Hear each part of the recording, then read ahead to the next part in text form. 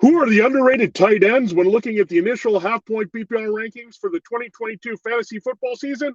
Time to break it down right here and right now as we continue with another edition of Locked On Fantasy Football. Are Locked On Fantasy, your daily NFL fantasy podcast. Part of the Locked On Podcast Network. Your team every day.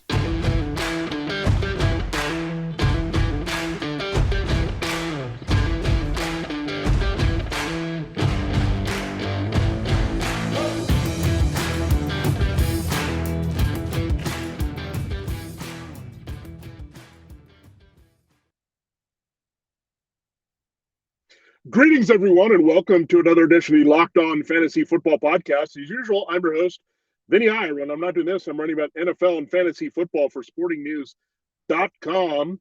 It is a quiet time of the NFL offseason as we transition to minicamp and training camp with a big break in between. But we have a good opportunity to look at where things stand here with the rankings across positions in fantasy football. We've been using the half-point expert consensus rankings, and we've broken down quarterbacks here, running backs, wide receivers. Now it's time to focus on the tight ends. So what we'll do in two shows is look at the underrated tight ends and then come back and look at the overrated tight ends there according to where they stand in the rankings. And these are guys that are a little too rich for my blood when it comes to where they're ranked, where you might draft them, average draft position at this very moment of the offseason. Is still a lot of things are developing, but we are looking at these through the lens of having the offseason pretty much over in terms of personnel moves with the draft and free agency done and what it means for these players. So we're going to look at some good tight end values. We'll look at 9 on that positive side and 9 that you might need to be wary of having a little bit overvalued reasoning here for 2022. So we'll look at that on the next show. We'll look at the underrated sleepers here on this show, and it starts with some good tight end ones. Thanks for making Locked On Fantasy Football your first listen every day. We're free and available to you on all platforms. Okay, let's look at the rankings here. This guy finished actually as tight end 3. The leaders last year were Mark Andrews and Travis Kelce in that order in half-point PPR, so a little bit different from assuming Kelce was going to be the guy, but Mark Andrews really had a big season, scored quite a bit. Probably a career year for Mark Andrews. But this player also was very special last year, Dalton Schultz. Now, he really emerged as a key target here for Dak Prescott. We had low expectations, but a couple developments happened. Michael Gallup was coming off an injury, so you had to worry about that. Amari Cooper was a bit hit or miss with his route running, and CeeDee Lamb, they sometimes forgot to throw to CeeDee Lamb at some points, and they also liked 12 personnel a little bit more with Kellen Moore. And they did go out and get a tight end, so that might steer some people away in Jake Ferguson from Wisconsin. But he's still a developmental guy here. Schultz, I thought, was going to be a primary blocker, but he really showed something as a receiver out of Stanford. Stanford has a good pedigree here, and we'll talk about another guy from Stanford next. But looking at Schultz here, and they were able to move Amari Cooper because of the ability to keep Schultz as an active target. They brought him back on the franchise tag, so they realized his value was important to move Amari Cooper. Again, Michael Gallup is still going to be a deep threat outside for this team as he comes back. CeeDee Lamb is going to be the go-to guy, whether he's lining up outside or inside. He's got very good route versatility here. But Schultz is definitely right there with them as a key target in the top 3. It's not like they rely heavily on Ezekiel Elliott and Tony Pollard here. And look, they're still building the back end of their receiving core. So there's some things there to look at. But Schultz falls into that top 3 category, which is a sweet spot for tight ends in terms of fantasy football value. Is he going to be one of the top 3 targets on his team? Is he going to get ahead of that third receiver? And definitely in Dallas, he would say that. All the things that happened this offseason would point that Schultz is vital to what they want to do offensively. And again, Ferguson addition is more that you'll have 12 personnel, so maybe even less responsibility with Schultz blocking here. Ferguson is a pretty good all-around tight end. They have high hopes for him. They like what he can do.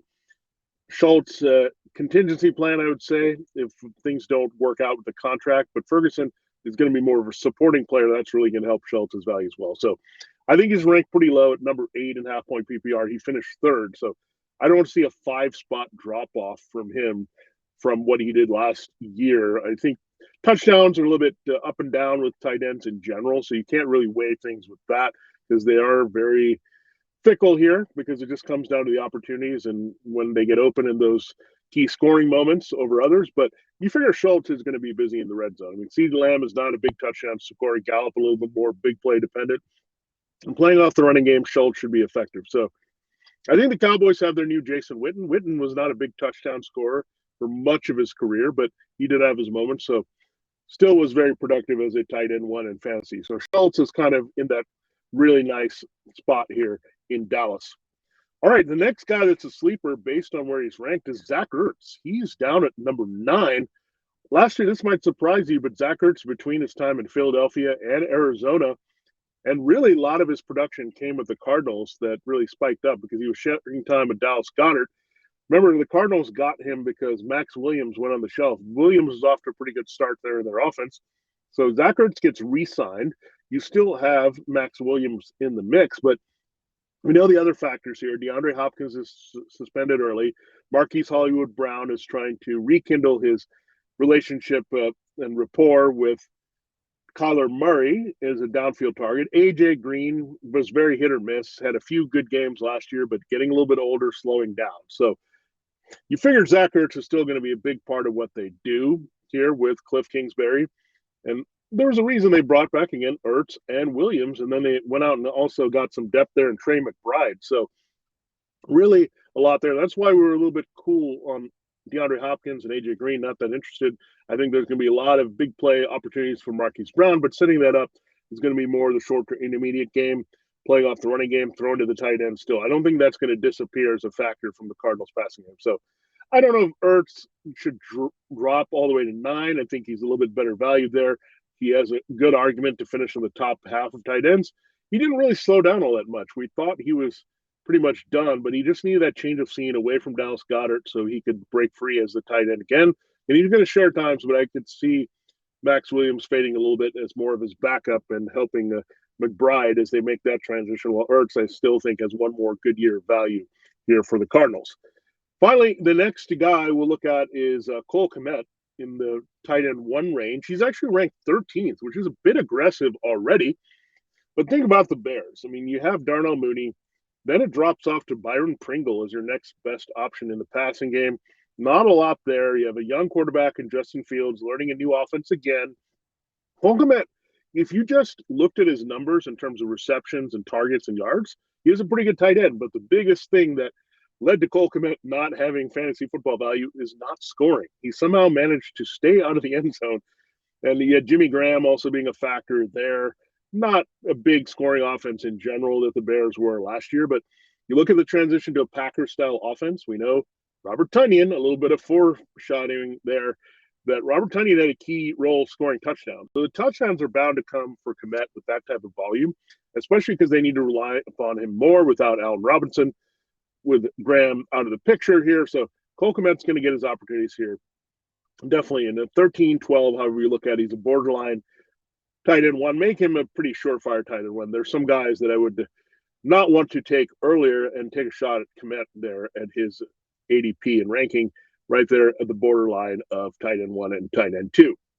We will get into the rest of the tight end sleepers. I got 6 more to talk about on today's show. Thanks again for making Locked On Fantasy Football your first listen every day. We are free and available to you on all platforms. Before we dive into all that, imagine dipping your finger into that plastic tub of birthday cake frosting and then opening your eyes and realizing that was only 150 calories and packed with 16 grams of protein. That is what it's like to eat a birthday cake puff from Built. I just received my birthday cake puffs just last week, and I've never had anything like this before. They're available right now, and we can't promise they will be there for tomorrow. So go get them today at Built.com. I might even be getting a couple extra boxes myself.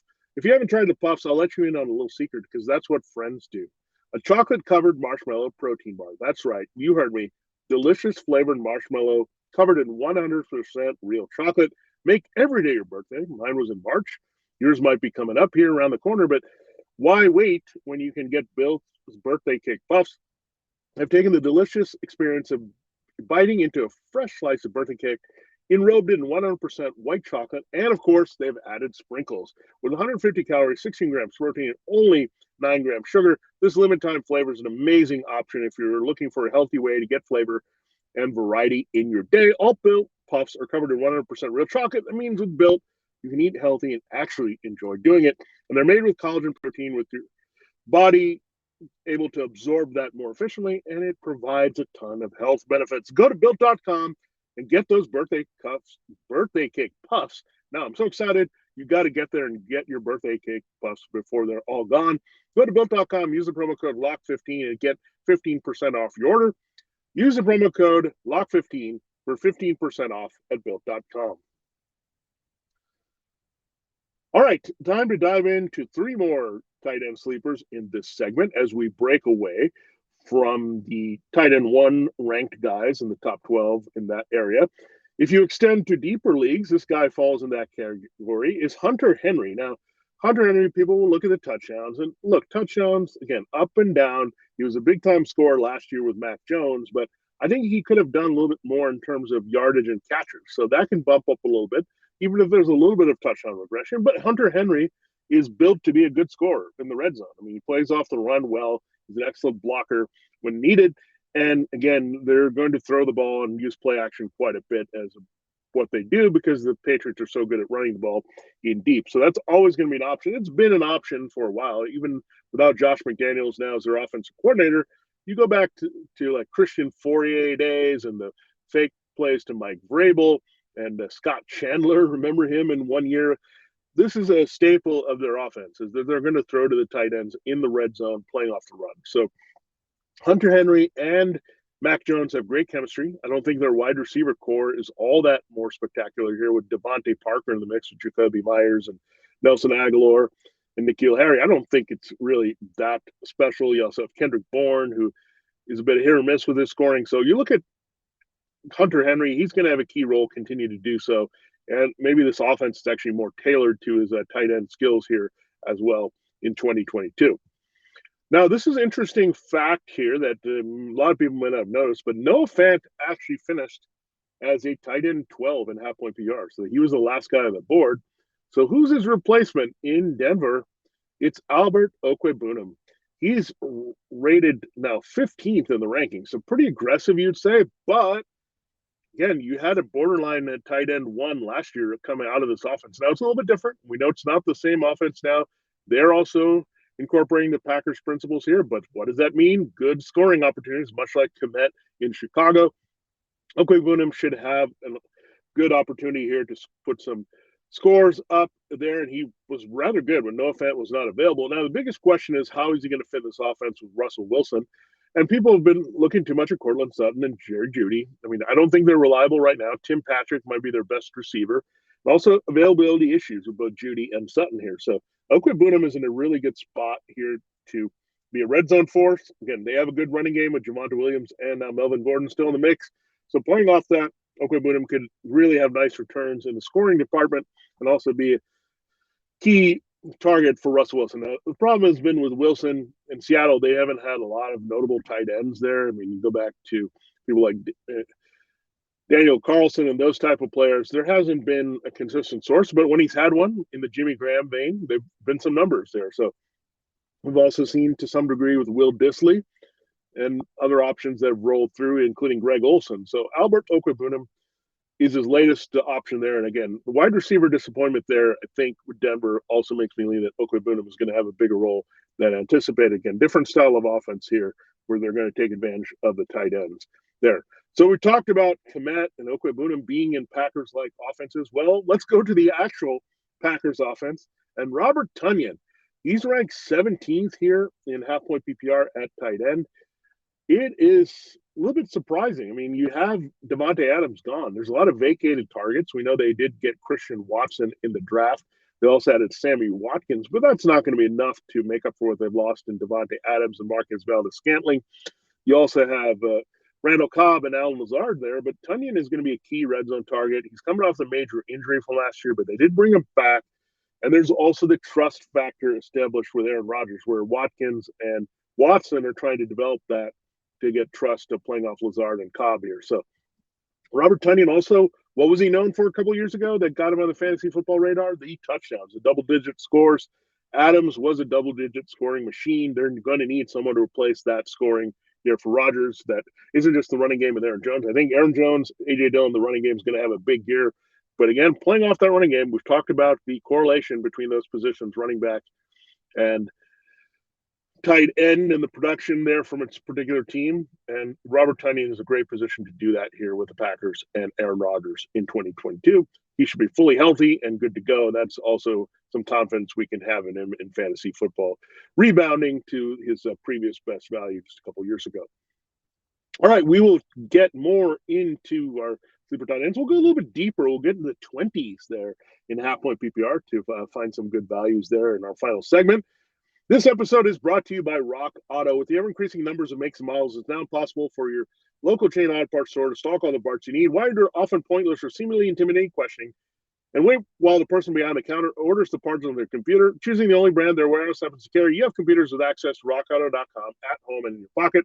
Save time and money when using Rock Auto. Why choose to spend 30, 50, even 100% more for the same parts from a chain store or car dealership? rockauto.com. You'll find prices that are reliably low for every customer. Just take the Honda Odyssey fuel pump. You could pay $353 at a chain store, but you would only pay $216 at Rock Auto. So that's an amazing savings there. They have everything you could need for whatever car you have: brake parts, tail lamps, motor oil, and even new carpet. Check it out. I have had many needs for my Honda Accord and my Ford C-Max, and they've taken care of the parts that I've needed every time. You can find out the parts that you need there at to rockauto.com. Go explore their easy-to-use website today. Find the solution to your auto part needs. See all the parts available for your car or truck by going to rockauto.com right now. Right locked onto their How'd You Hear Bus box and know that we sent you. Amazing selection, reliably low prices, all the parts your car will ever need. Find them at rockauto.com.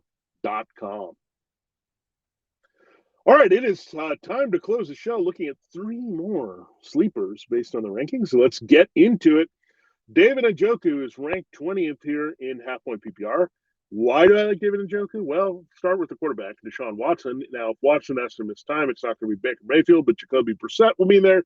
Jacoby Brissett used to that Colts offense where tight ends have been involved. He also threw to the tight end quite a bit, Mike Gesicki with the Dolphins last year. So Njoku's in good shape either way. You don't have Austin Hooper in this mix. You have a limited receiving core where Donovan Peoples-Jones is your deep threat. Anthony Schwartz, also a big playmaker, away from Amari Cooper. Deshaun Watson, the value is going to boost Njoku here.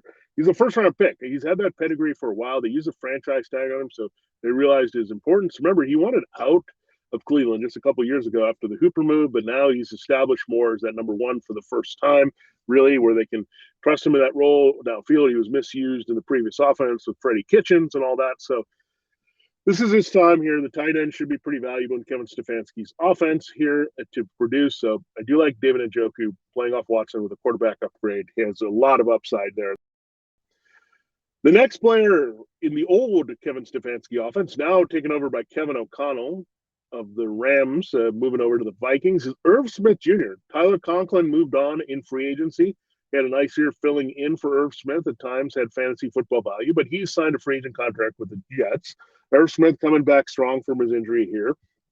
Vikings didn't really invest highly at all at wide receiver, whether it's free agency or the draft here. So still stuck on their 3 guys, with Justin Jefferson being the dominant number 1, Adam Thielen fading a little bit as the number 2, KJ Osborne having a little pretty good value there. But Irv Smith Jr. is going to be a big part of what they do. Kevin O'Connell, we know, going back to Tyler Higbee and Gerald Everett there with the Rams, they were key. So again, Irv Smith Jr. is a good target here late as a tight end 2 that has a little bit of tight end 1 upside for sure.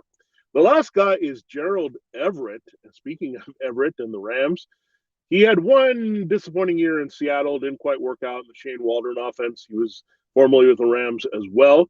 But now he goes to the Chargers. Why is this significant? He steps into the Jared Cook role, and he gets to play with Justin Herbert, playing off Mike Williams and Keenan Allen. So this is a really high upside situation finally for Everett. I didn't love the Seattle move just because he had DK Metcalf and Tyler Lockett established there. That offense was not really forcing a tight end. They really didn't change that much with Waldron taking over for Wilson last year. So, again, Everett is in a much better spot. They're going to use the tight end pretty well. in Los Angeles there. Herbert can get the ball to everyone across the field, so you get the quarterback upgrade as well. I think it's an upgrade from actually Wilson, where he was, to what you have with Herbert and the big arm playing off those receivers. So really good situation here for Gerald Everett in fantasy here to really exceed expectations here. So just a couple tips here when we wrap up the show and we look at the 9 sleepers of tight ends. The way to find it, again, as we talked about it, being in that top 3 conversation for target, and you look at Njoku, certainly is there with Amari Cooper, and Peoples-Jones is as a target there. Maybe throw the backs a little bit, and Njoku's a key target there. Irv Smith could be more involved than KJ Osborne here with the right personnel moves for Minnesota. So that would put him right there with Jefferson. Thielen, Everett could be right there with Williams and Allen. So that's what we're looking for in a lot of these situations, or that potential, or in a right position to score touchdowns with what we saw with Henry and Tonyan. So importance to the offense, the kind of personnel team runs, kind of personnel team trusts, all very important in identifying sleeper tight ends and also avoiding the ones that you don't want to draft too high. And we'll get into 9 of those that have some red flags there that are probably a little bit overrated there. We'll do that on the next show. Thanks for making Locked On Fantasy Football your first listen every day. Now make Locked On NFL your second listen. The schedule's out, but we're still waiting for the season to come around in September. The NFL never stops, however. Neither does Locked On NFL, just like Locked On Fantasy Football. Get insights and opinions from hosts including Ross Jackson, Chris Carter, and Tony Wiggins, plus local Locked On NFL hosts repping all 32 teams. There's no offseason for real fans, so make sure you're subscribed to Locked On NFL on YouTube and wherever you get your podcasts. This has been another edition of Locked On Fantasy Football. Thanks so much for checking out our ride at the sleeper tight ends. We'll look at the overrated tight ends next and potential busts in our next show. Have a great day and see you tomorrow.